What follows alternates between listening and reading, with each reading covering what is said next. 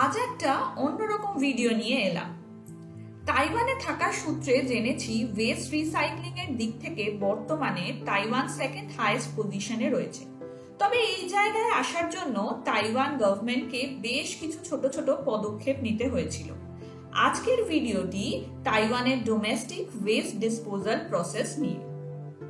তবে আজ আপনাদেরকে শুধুই আমার গলার আওয়াজই শুনতে হবে। সৌমাবর খুব ঠান্ডা লেগেছে, গলা বসে গেছে। এই সপ্তাহে ও গলাকে একটু বিশ্রাম দিক। আশা করছি পরের ভিডিওতে আবার দুজনে একসাথে ফিরব। চলুন আজকের ভিডিও শুরু করা যাক।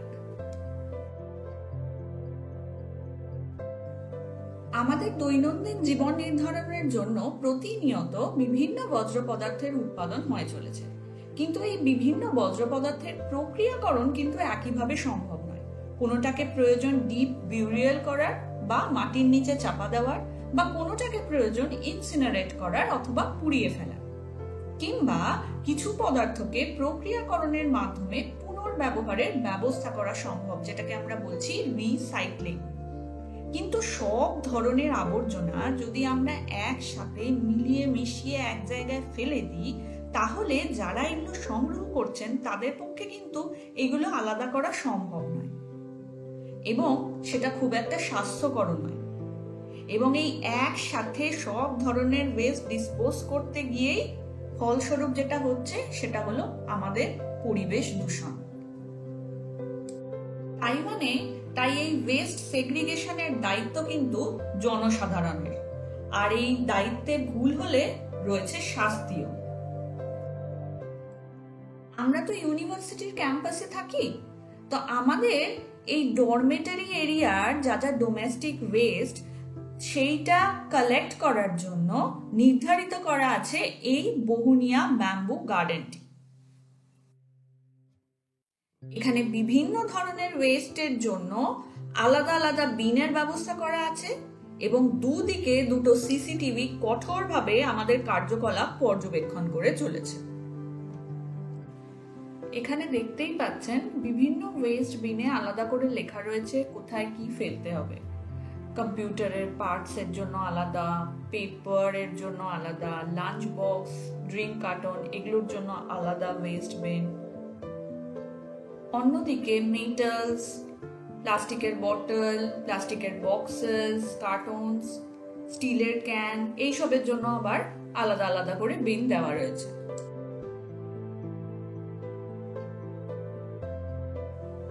এইদিকে এবার এই ড্রামগুলোতে ফল সবজির খোসা, খাবারের অবশিষ্ট, মাছ মাংসের কাঁটা, হাড় এইসবের জন্য আলাদা আলাদা করা রয়েছে। তারপর টিউবলাইট, বাল্ব, ব্যাটারির জন্য আলাদা ড্রাম। তারপর রয়েছে কাঁচের শিশি, বাসনপত্রের জায়গা। এছাড়া প্লাস্টিকের প্যাকেট, জামা কাপড়, গাছপালার ডাল, পাতা এইসবের জন্য বাকি জায়গা করা আছে। এইভাবে মোটামুটি এই জায়গাটা ভাগ করা হয়েছে।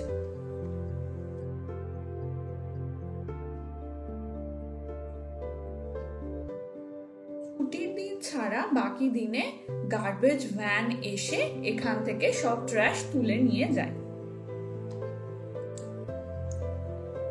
বিভিন্ন অ্যাপার্টমেন্ট, অফিস এগুলোতে এরকম নির্দিষ্ট ওয়েস্ট কালেকশনের এরিয়া থাকলেও সব জায়গায় এরকম থাকে না। যেমন পাড়াঘর, বাজারের এরিয়া এইগুলোর জন্য দিনে একবার বা খুব জনবহুল এলাকা হলে দিনে দুবার করে মিউজিক্যাল গার্বেজ ভ্যান আসে।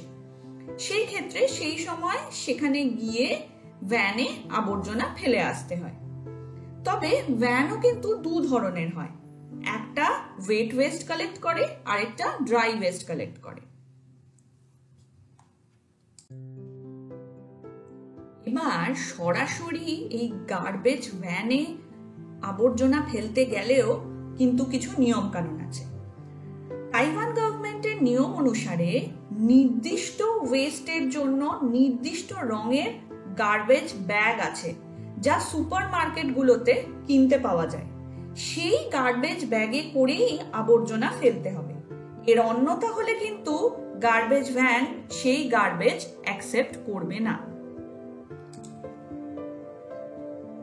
এখানে কিন্তু স্কুল, কলেজ, অফিস যেখানকার কথাই বলুন না কেন, সেখানে গার্বেজ ফেলার দায়িত্ব কিন্তু প্রত্যেকের, কোনো হাউসকিপিং স্টাফের নয়। এবং স্কুল ও কলেজগুলোতে সাধারণত সপ্তাহে 2 দিন, মঙ্গলবার ও শুক্রবার গার্বেজ ভ্যান আসে এবং রোটেশনালি স্টুডেন্টদের দায়িত্ব থাকে নিজেদের ক্লাসের গার্বেজ ভ্যানে গিয়ে ফেলে আসা। ছোটবেলা থেকে পরিবেশ সচেতনতা তৈরি করার জন্যই এই পদক্ষেপ। মিউজিক্যাল গার্বেজ ভ্যান দেখতে দেখতে আজকের ভিডিওটি শেষ করব। ভিডিওটি কেমন লাগলো অবশ্যই জানাবেন। আবার ফিরবো নতুন কোনো ভিডিও নিয়ে।